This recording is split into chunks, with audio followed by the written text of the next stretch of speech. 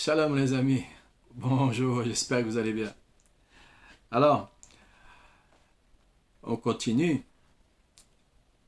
Alors, ce qui est de bien ici, c'est que vous êtes sur une chaîne où il n'y a vraiment pas de fioritures, quoi. On n'est pas, on n'est pas du tout dans des effets spéciaux, pas de musique, on écoute le silence, on est là vraiment dans quelque chose de totalement épuré et complètement décalé avec cette société farfelue qui en veut toujours plus, qui vient, c'est pas inventer parce qu'on n'invente rien, mais elle réutilise des choses du passé puis elle les met au goût aujourd'hui de la technologie.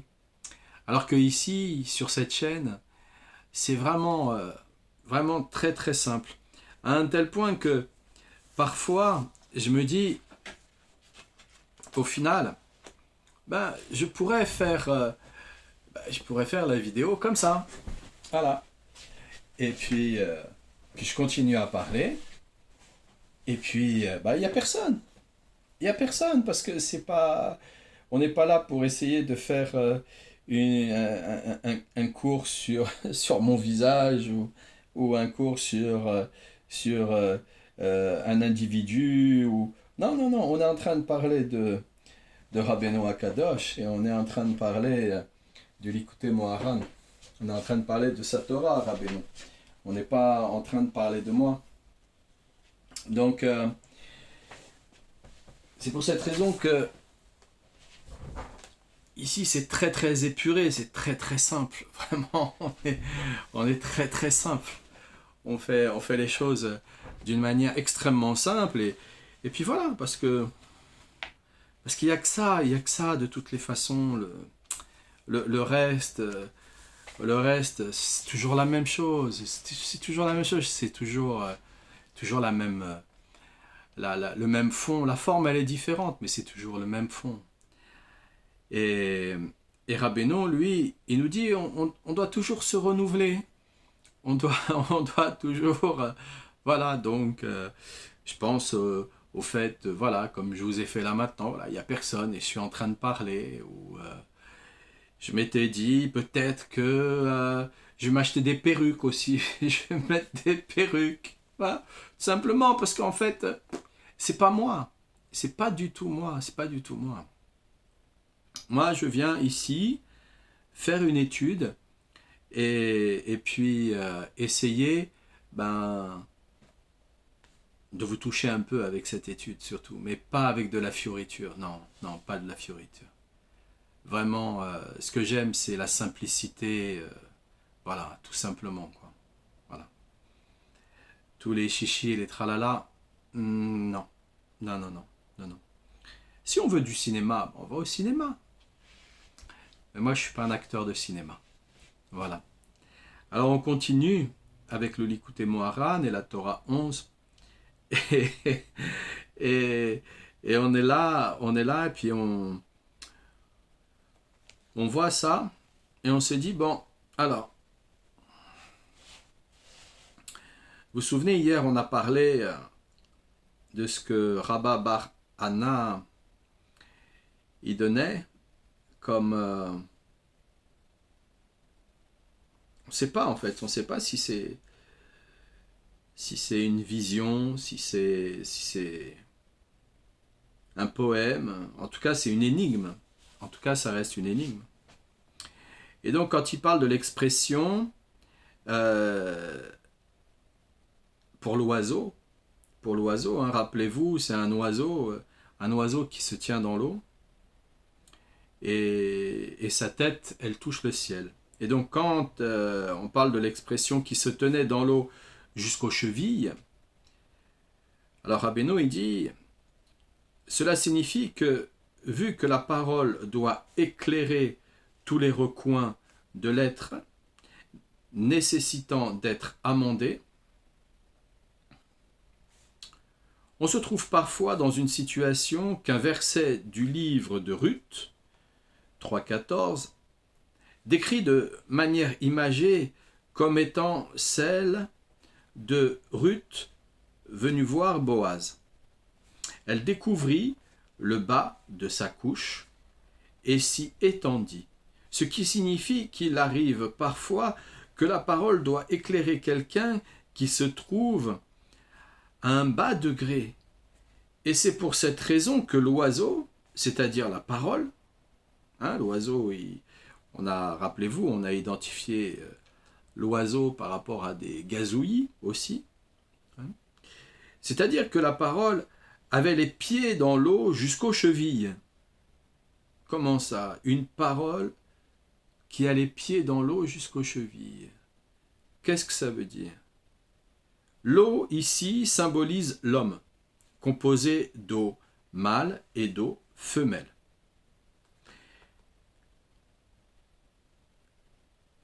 Donc en fait, la parole, si elle symbolise l'homme, qui est composé d'eau mâle et d'eau femelle, et que la parole, elle a les pieds dans l'eau jusqu'aux chevilles, ça veut dire que la parole, elle est vraiment autant chez le mâle que chez la femelle. Mais bon, ça on le sait. Mais allons plus loin. Et nous nous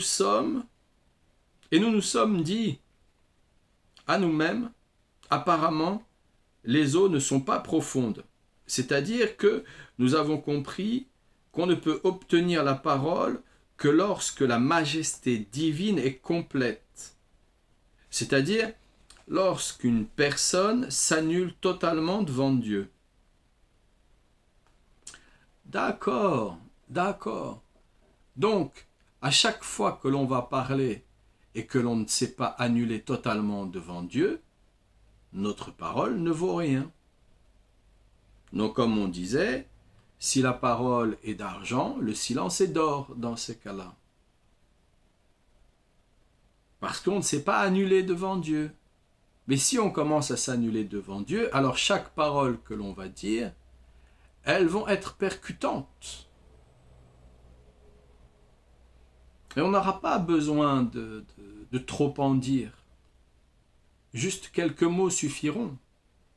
Quelques mots accompagnés d'actes, et ça suffit pour être entendu et compris.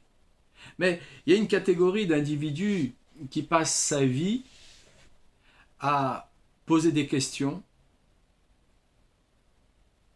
sans mettre en pratique la réponse. Il y a une catégorie comme ça. Et aujourd'hui, c'est une catégorie qui est assez répandue. C'est plus du tout une mode, c'est devenu une espèce de maladie, compulsivité intérieure, où on cherche la sécurité. Alors on pose la question, mais quand on reçoit la réponse, on se dit « Mais non, mais je ne vais pas y arriver, c'est beaucoup trop dur. » Pourquoi? Parce qu'on ne s'annule pas. On ne s'annule pas devant Dieu. On ne s'annule pas devant la vie. On n'accepte pas que il va falloir qu'on pousse, il va falloir qu'on force. Avec nous-mêmes, bien entendu. Pas avec l'extérieur, avec nous-mêmes. Il va falloir un petit peu de souffrance. On n'est pas là pour se faire du mal, mais il faut un peu se bouger, comme on dit, pour sortir de certaines situations. Et donc, il nous dit là, et nous nous apprêtions à nous mettre à l'eau. Il y a là une allusion à la vertu d'humilité. Celui qui se considère comme rien, mais en fait, le but était de nous rafraîchir.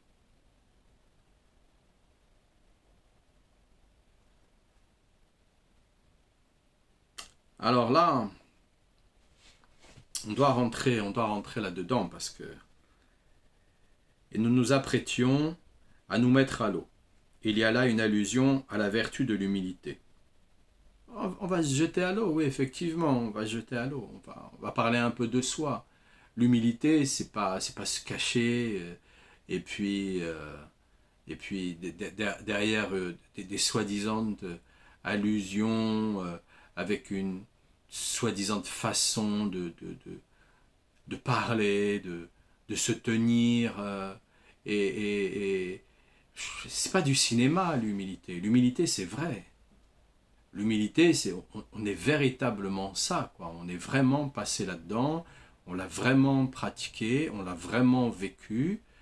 Voilà ce que on peut en sortir, voilà ce que l'on peut proposer, parce que on en a fait un constat, et donc bah on nous regarde, ah bah tiens, ah ouais, mais c'est vrai, c'est vrai, il est passé par là, c'est vrai, il a vécu ça, c'est vrai, il est ça. Ben oui, oui, il est. C'est pas, c'est. Et pourtant, il y a une grande humilité là-dedans. Une grande humilité. Il y a pas. J'ai passé un diplôme, je suis prétentieux, j'ai passé un diplôme, je suis expert en la matière, et puis au final, ben, j'ai pas de pratique. J'ai juste des protocoles et j'essaye d'appliquer des protocoles, mais je les vis pas, ces protocoles, ils sont pas intégrés en moi. Le sens de l'humilité, c'est une pratique qui est intégrée en soi. Elle est totalement nous. Elle n'est pas, elle est pas quelqu'un d'autre. On vit ça, on est ça.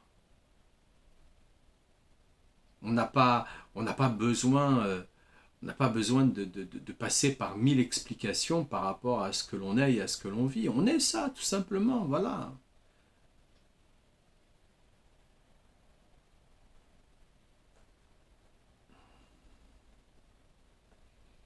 Comme il dit là, celui qui se considère comme rien.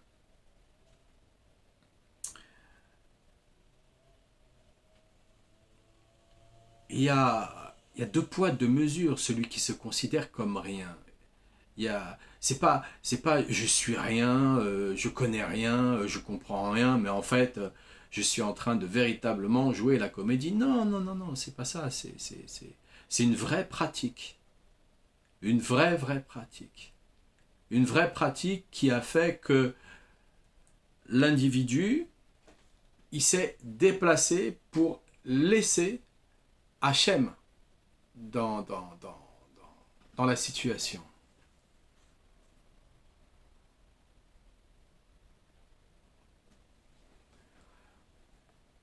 Laisser Hachem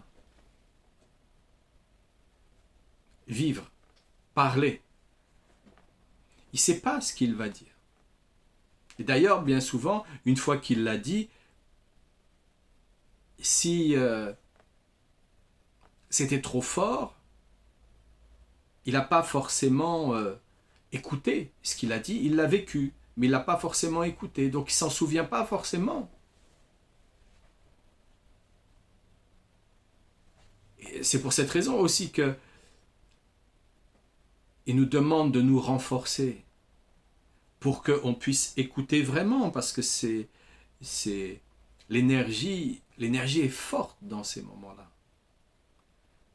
On attend quelque chose et on reçoit l'inverse. C'est un peu le sens de la vie quelque part. Hein, tous ces gens qui font de la méditation avec la visualisation créatrice, et ils viennent raconter qu'ils peuvent créer leur vie, échanger leur vie et transformer leur vie, et ainsi de suite. Mais c'est faux. C'est faux. Alors ils vont peut-être réussir pendant un certain nombre d'années, mais comme nos sages nous le disent, généralement le Yetzerara, il va jouer avec nous pendant 20 ans, et puis au bout de 20 ans, on s'aperçoit que c'est terminé. Regardez aujourd'hui le nombre, d'acteurs, de politiciens et autres individus qui sont en train de tomber, parce que ça dure pas longtemps. Ça dure pas longtemps. C'est Hachem qui est aux commandes de tout, c'est Hachem qui nous donne la respiration. Donc quand on considère que on n'est rien à part la conscience, mais c'est pas une conscience phénoménale. Si on était une conscience phénoménale, on aurait énormément de difficultés à vivre ici sur la terre, parce que chaque chose, on viendrait manger par exemple, et au lieu de voir le manger, même si c'est quelque chose de très beau, de très raffiné, qui sent bon, on verrait véritablement ce que c'est, on ne pourrait pas l'avaler. On ne pourrait pas l'avaler. C'est parce que notre conscience est diminuée de ce côté-là. Alors la conscience, c'est pas, on croit pas que c'est comment dire, c'est une globalisation de l'ouverture avec la clairvoyance, clairaudience, l'intelligence supérieure. Non, non, non, ce sont des étapes et avec des cases différentes, parce que Hachem en même temps protège ceux qui sont ici sur la terre de ne pas prendre la vérité en pleine figure. La vérité, c'est que nous sommes dans une réalité illusoire, donc pas prendre la réalité en pleine figure, c'est continuer à jouer un peu le rôle, voilà, chacun continue à jouer un peu le rôle, mais quand on considère que voilà, on n'est rien, mais vraiment rien, c'est-à-dire que on est juste cette conscience un petit peu. Alors de temps en temps, on va avoir des réponses, et le plus clair du temps, on va chercher ces conseils pour avoir des réponses. Et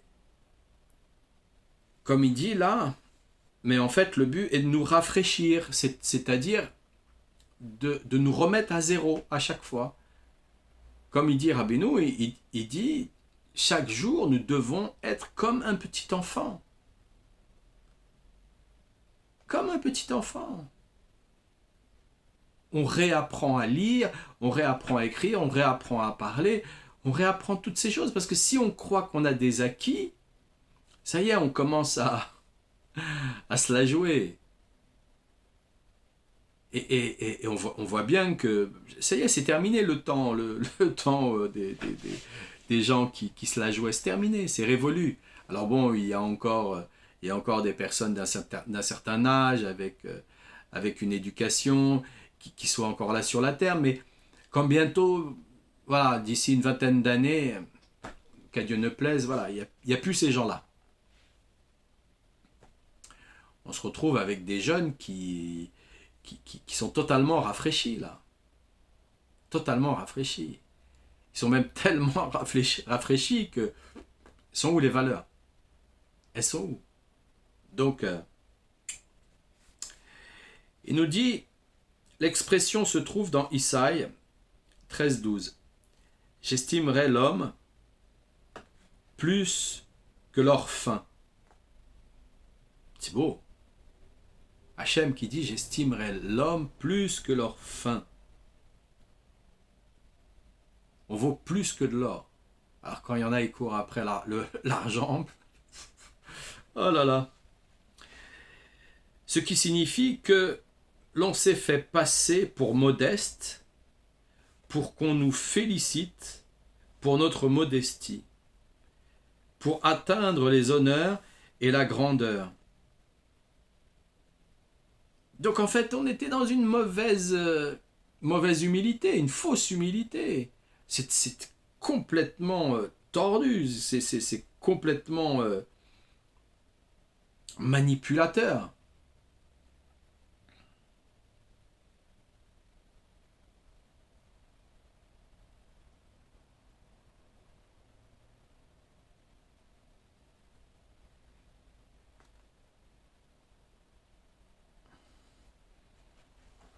Voilà, comme il dit là, de toute façon, il faut fuir le kavod de toutes les façons, il faut fuir les honneurs. Car vu que la recherche des honneurs est une chose méprisable, c'est pas à nous.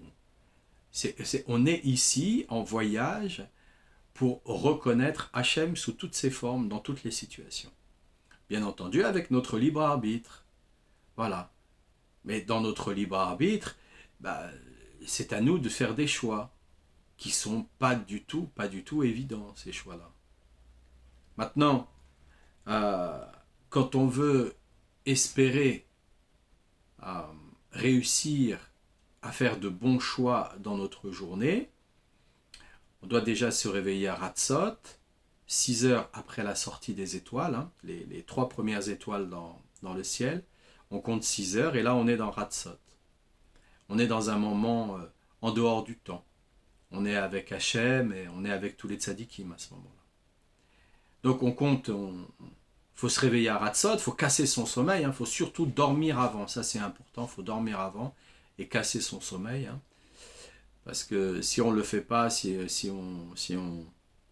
on cherche à faire des nuits blanches, euh, on finit par devenir fou. Alors déjà qu'on l'est pas mal, la limite elle est très très fine, quoi. C'est une feuille de cigarette, quoi.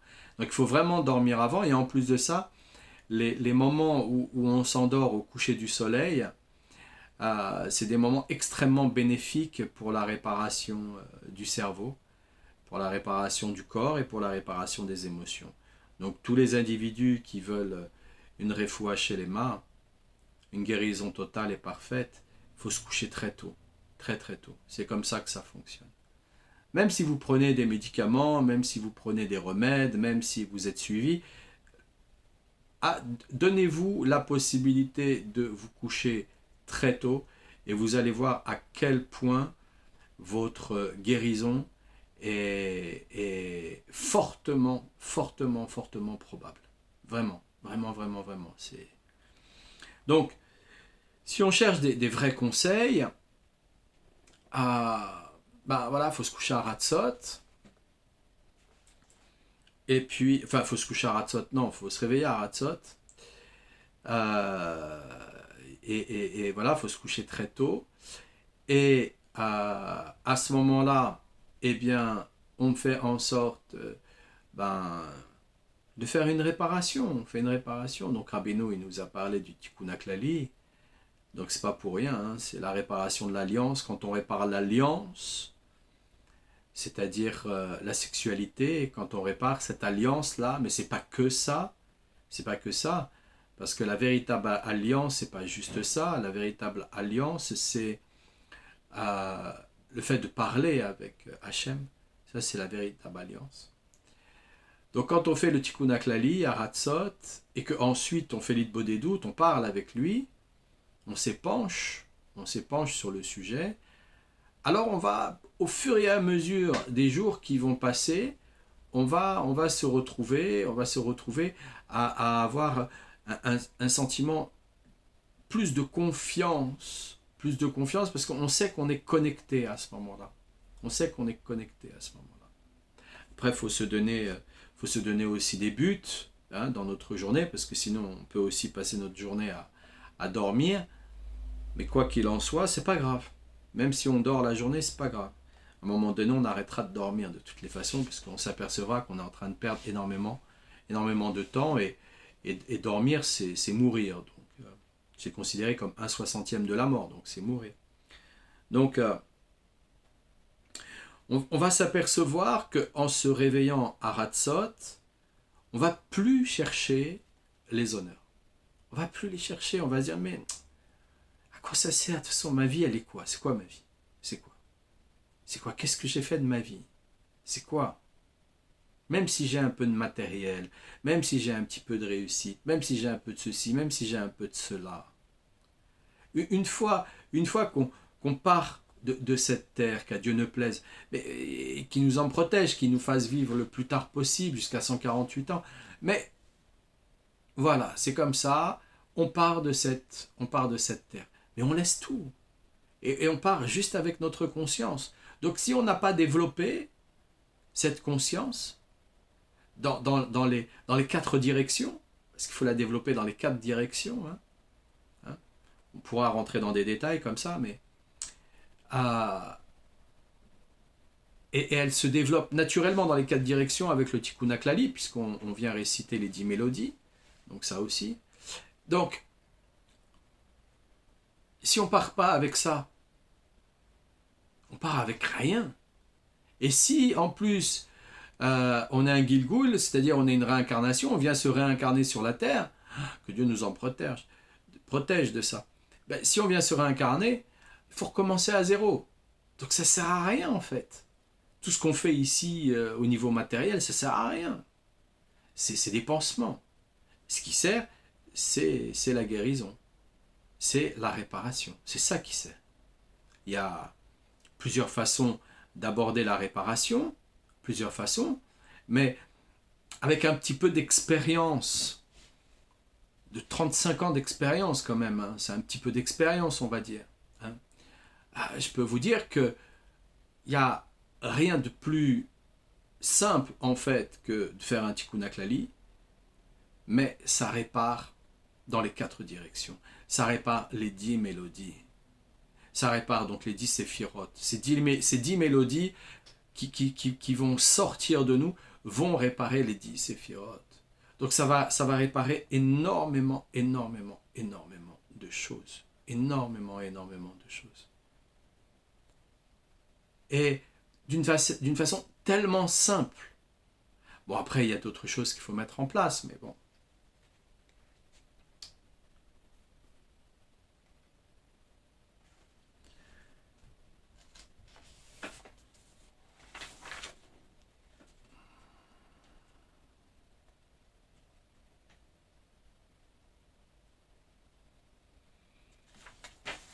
Donc là, je reprends, il dit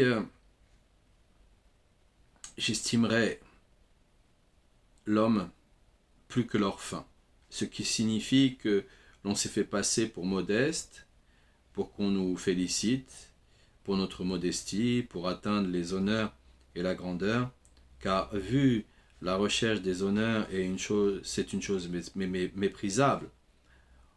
On se fait passer pour modeste pour qu'en définitive nous soyons dignes d'honneur et de louange pour notre conduite. Et c'est là le but caché de la fausse modestie, atteindre les honneurs et la grandeur. C'est assez répandu aujourd'hui au XXIe siècle, ça. C'est assez répandu. C'était un peu plus caché avant. Bon, on était moins, il y avait moins les réseaux sociaux. Donc c'était moins exposé en fait. Exposé. C'était là, mais aujourd'hui c'est beaucoup plus exposé, donc beaucoup plus de gens se jettent dans ce piège, sans comprendre que, en fait, ici, nous sommes venus juste reconnaître Dieu sous tous ses aspects. Sous tous ses aspects. Nous respirons, c'est Hachem. Nous parlons, c'est Hachem. Nous mangeons, merci Hachem. Nous dormons, merci Hachem. Nous nous réveillons, merci Hachem. Nous marchons, merci Hachem. Tous les 248 organes du corps, c'est Hachem. Les 365 vaisseaux et nerfs, c'est Hachem. Tout est Hachem dans la totalité des choses. Tout. Rien ne peut être. La nature, c'est Hachem. Il n'y a pas de dérèglement climatique, tout ça c'est faux. C'est Hachem qui a décidé justement pour d'autres choses. On n'est pas encore à parler de tout ça, mais peut-être qu'on en viendra. Mais bon.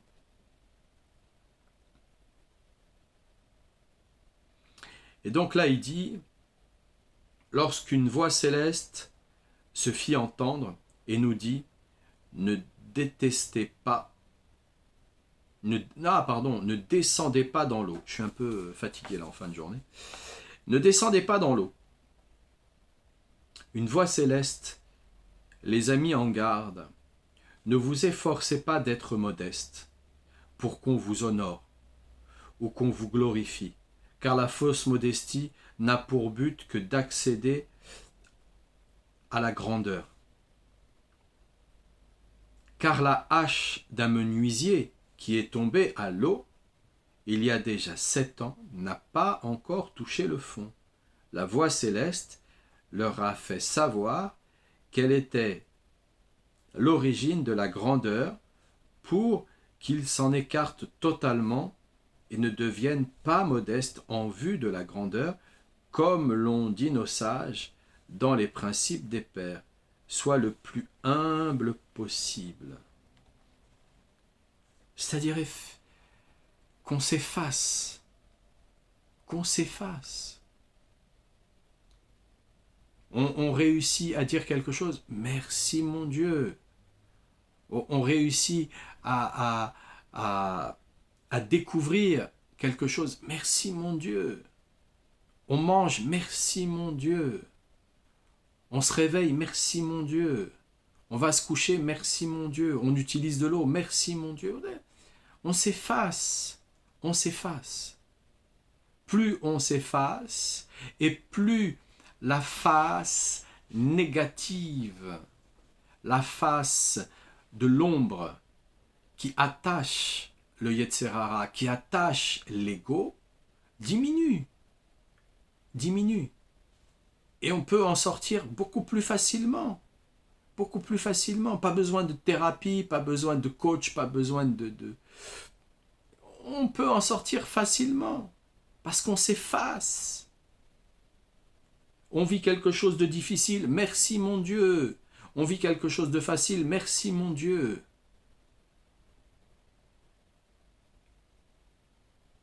Et les soi-disant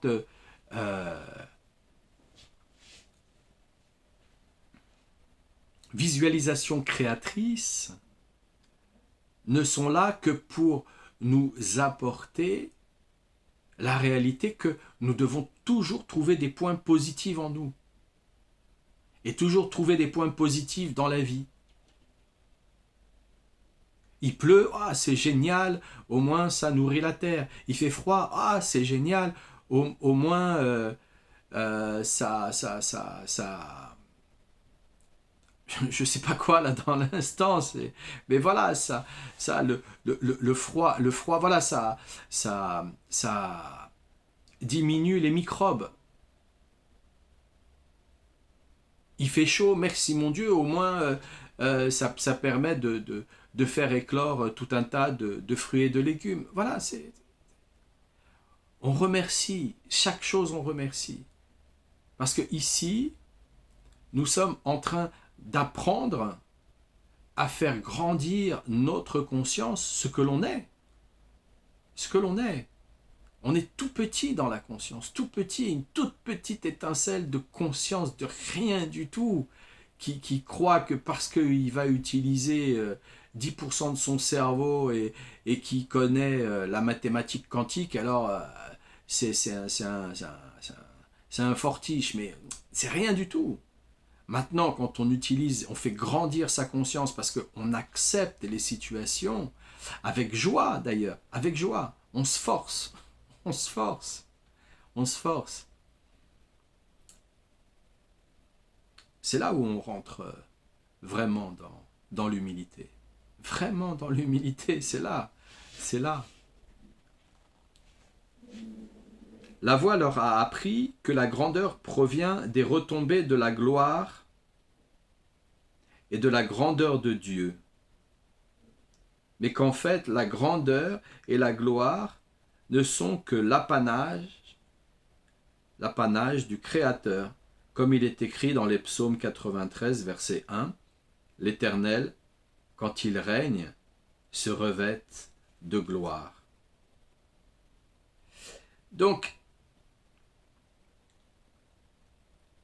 quand on redonne la gloire à Hachem, quand on le prie, quand on le loue, quand on fait des louanges, quand on chante, quand on danse, quand on rit, on lui redonne la gloire, on lui redonne la reconnaissance. Et quand on devient vraiment sincère, quand on devient véritablement un cœur pur, sincère, alors il nous envoie, un peu de reconnaissance. Ce qu'on a besoin. On a besoin de manger, il nous envoie. On a besoin d'un peu plus de parnassa, il nous envoie. On a besoin d'un peu plus de force, il nous envoie. Il nous envoie un peu de reconnaissance. Mais quand les autres viennent reconnaître,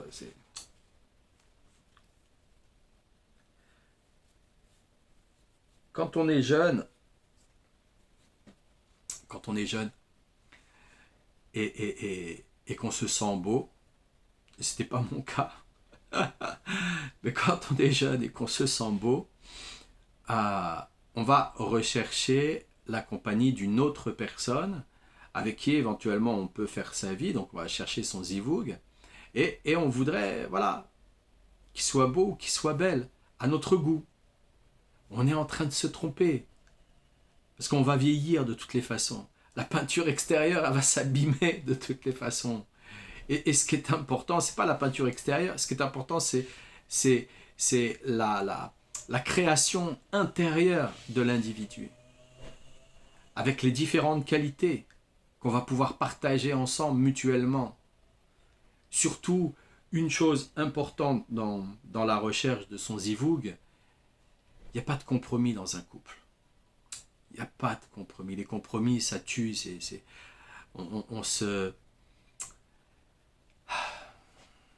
On s'éteint alors qu'on voudrait s'allumer sur quelque chose.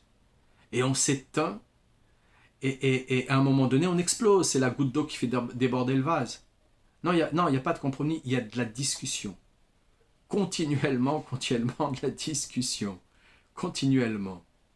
Il y a un échange perpétuel.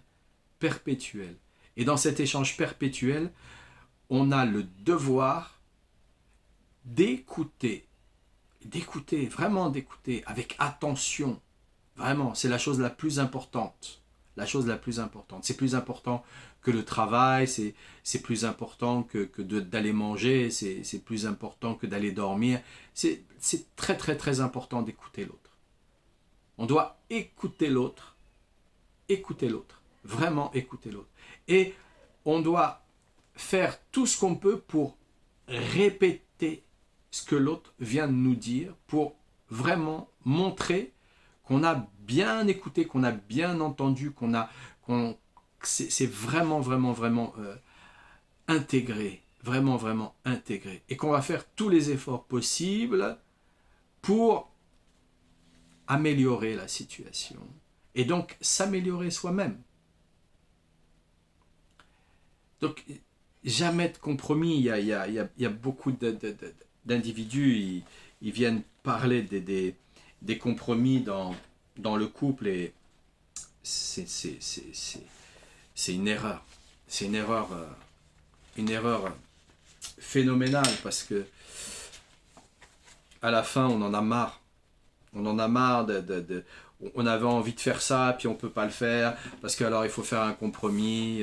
On avait envie de manger ça, alors on ne peut pas le manger, parce qu'on devait faire un compromis. Non, on doit en parler, il y a des besoins. Chacun d'entre nous, on a des besoins, et ces besoins, on doit aussi les reconnaître, et de là, on doit les mettre en place. Et c'est ça le couple. Le couple, c'est pas combler les besoins de l'autre. Non, pas du tout. C'est accepter que l'autre a des besoins, et que parce que il fait vivre ses besoins, alors il se sent tellement bien qu'il est heureux d'être avec nous. Ah, c'est des sujets qui sont... Rien que ça, là. L'humilité... fuir le kavod, fuir la reconnaissance. C'est des sujets tellement vastes aujourd'hui, mais on se demande comment les gens vont continuer, comment on va continuer à vivre comme ça, quoi, parce que tous les réseaux sociaux, justement, c'est tout l'inverse. C'est tout l'inverse. Ils se mettent en scène. Moteur, une première, allez, moi je fais mon émission, je fais mon show, je fais mon ceci, et moi cela, et moi je, et moi patati, et moi patata, et moi ceci. Fuyez ça. Fuyons ça à tout prix, que Dieu nous en préserve, que Dieu nous écarte de ce mal. Ah les amis, je vous souhaite une excellente journée, une excellente soirée, une excellente vie. Bonne nouvelle les amis. À bientôt.